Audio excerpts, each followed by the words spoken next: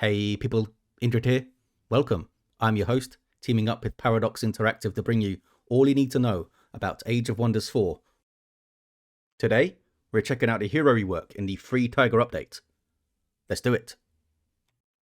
The rework comes in two main parts, the new skill system and the new governance and ambition system. The skill and leveling rework is substantial, gone are the categorized lists of skills, replaced by various skill trees.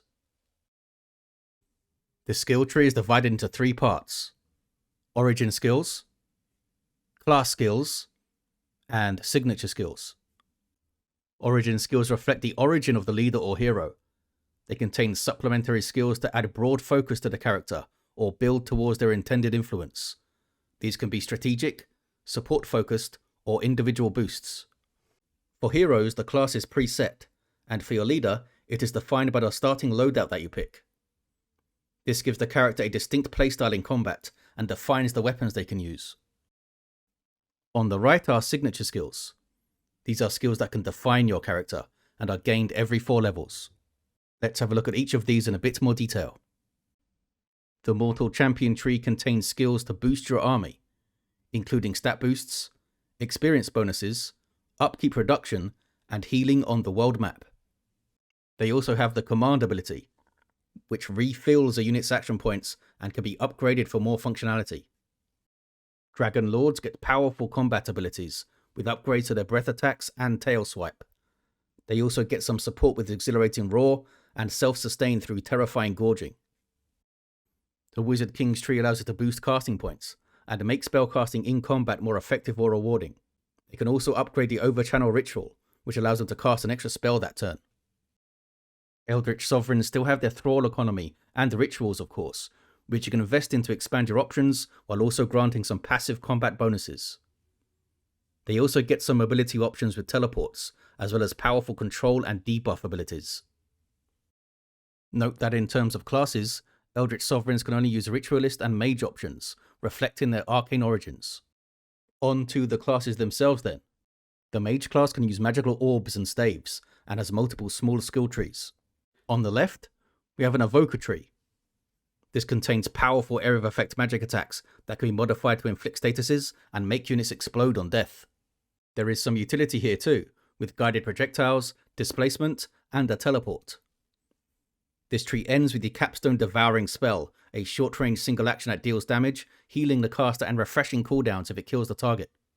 On the right for mages is a tree that focuses on debuffs and control, starting with Curse, an early way to strip defenses and weaken targets from long range.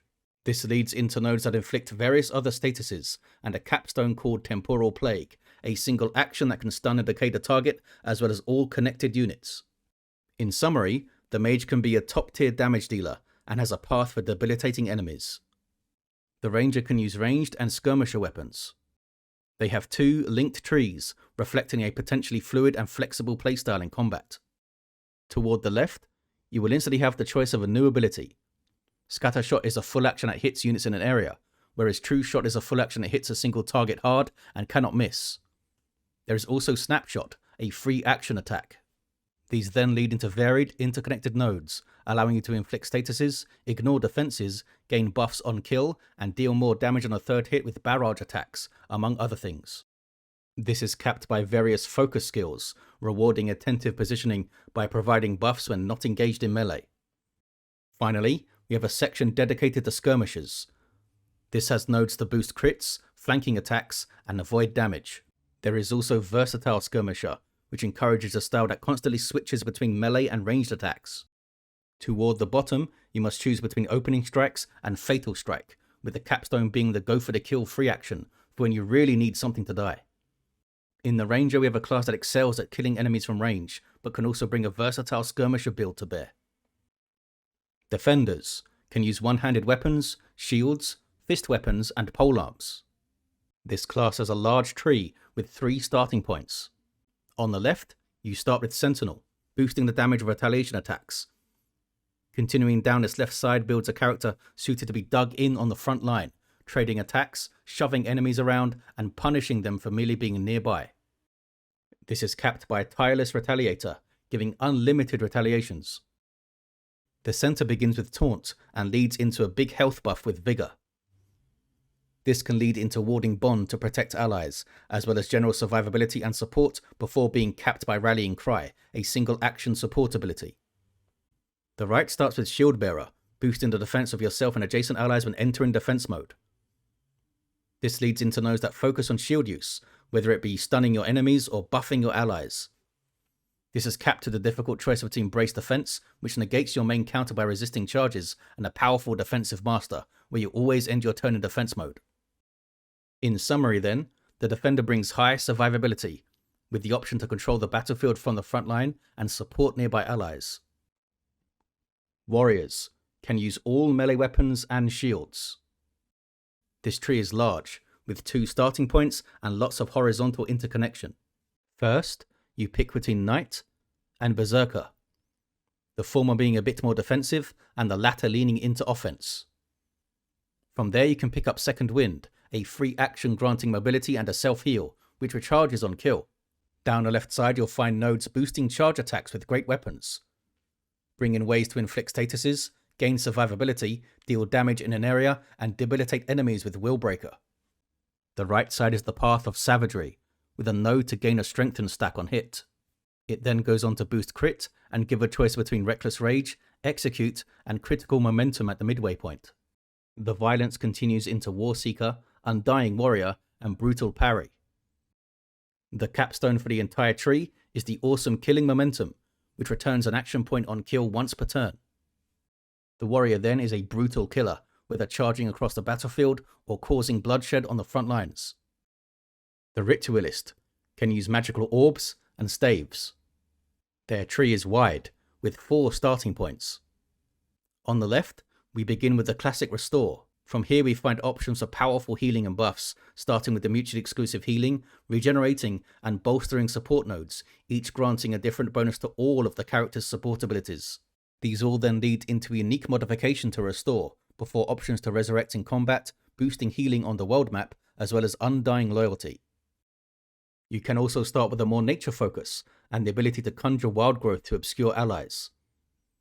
This can then be modified so that the flora buffs allies, or even turns on enemies. Continuing these paths leads to general defensive skills, before the Battlefield Restoration Capstone, a single action that buffs all allies on the battlefield. Next comes options for summoner builds. You can begin with the Astral Ward Summon, a stationary structure that can link with allies and protect them. This leads to those that allow you to conjure and buff spirits. Lastly, you can begin the path of Necromancy, starting with Raise Dead before becoming a zombie or wyvern keeper, infesting your summons with disease, and finally learning the Dark Ritual. In summary then, Ritualists are a versatile support class with lots of nice role-playing potential. Now, on to signature skills. For champions and wizard kings, these signature skills are now affinity dedications and require a certain amount of an affinity to be taken. Each affinity has 4 levels of dedication: Initiate, Adept, Master, and Paragon. Note that once you have an Initiate signature skill, you can choose any Adept skill, and then choose any Master skill, and so on. You're not required to have the previous skill of that affinity, only that you meet the affinity requirement. Unlocking them grants an army buff, and does not consume a skill point. Each one also grants access to up to 2 new skills for your character, which you can then spend your skill points on. There are a lot of powerful options here, including summons, teleports, auras, magic attacks, and more. They can really help you to realize the vision you have for your character, and build them accordingly. Elder Dragons do not need to meet any affinity requirements for their signature skills. They begin with choosing an aspect, granting stat boost to the dragon, and a bonus depending on the aspect chosen, as well as unlocking 2 new skills for you to invest in. Next, they choose a transformation, which gives more stat boosts, bonuses, and you guessed it, transforms them, altering their appearance and giving them a new unit type alongside being a dragon. Want an undead, elemental, or plant dragon? This is how you do it. You can also choose to be a primal dragon, giving a larger stat boost and regeneration, but no other bonuses, and keeps them a pure dragon. These transformation choices also unlock access to 2 new skills you can choose. The next dragon signature gives a chunky health boost and drastically changes how their breath attack functions. from an electrifying storm breath to a healing life breath, and more. Finally, at level 16, the dragon becomes an elder of its kind, granting yet more stat boosts, bonuses, and skills. Eldritch Sovereigns also do not need to meet any requirements for their signature skills, but their picks do not unlock further skill nodes. Firstly, they choose between 3 active abilities and a passive bonus. Then, they choose a Forgotten Tome, granting powerful spell abilities with infinite range. They then choose a modifier that alters their first signature pick, increasing its effectiveness. Before, finally, choosing another Forgotten Tome. That's it for the skill rework. Now we'll check out the new governance and ambition systems. Each ruler and hero now has a governance trait. This defines the bonuses they grant to cities that they govern, which increase as they gain renown. Leaders always have the powerful God-Ear Governor trait, while heroes spawn with many possible options. Pay close attention to this when recruiting, as there can be synergies between governor traits and your society traits or playstyle. Renown is linked to the new ambition system, and you gain it by fulfilling them. For your ruler, you'll choose an ambition when creating them, and for heroes, they are pre-assigned. Each ambition has minor and major goals. Minor ambitions grant a smaller amount of renown, but they are repeatable, while major ambitions grant a large amount and a unique skill, but can only be done once. Consider the hero's ambition carefully when recruiting, as it could affect your strategic or tactical approach. If you find yourself with a hero whose ambition you are struggling to complete, don't fret, as after some time with no renown gain, they will seek your counsel, where you can suggest that they pursue another ambition. That wraps up our look at the hero rework. As you can see, there's plenty of new builds and synergies for you to discover in your realms when the free Tiger update launches. Be sure to subscribe to this channel for all things Age of Wonders 4. I've been Indrid, and thank you all for watching.